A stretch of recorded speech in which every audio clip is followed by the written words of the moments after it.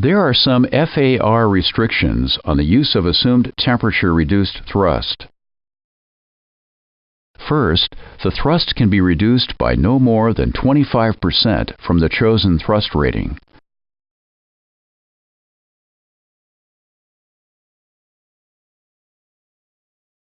This means that the maximum allowable assumed temperature is the lower of the performance limited temperature, and the temperature which results in 25% thrust reduction.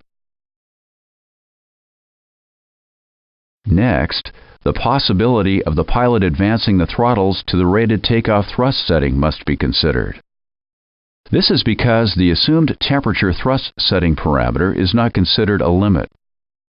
Because the pilot might advance the throttles, the minimum control speeds must be calculated at the higher thrust setting for the actual OAT.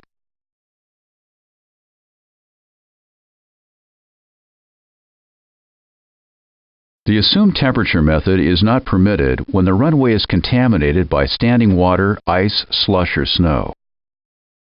Assumed temperature is also not permitted when dispatching with anti-skid inoperative.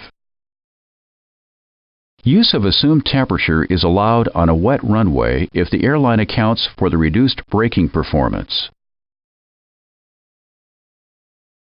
Finally, if assumed temperature is used regularly, periodic full thrust takeoffs must be conducted, and the event must be logged in the airplane's permanent records. How often these full thrust takeoffs must be performed is typically negotiated between the operator and regulatory authority.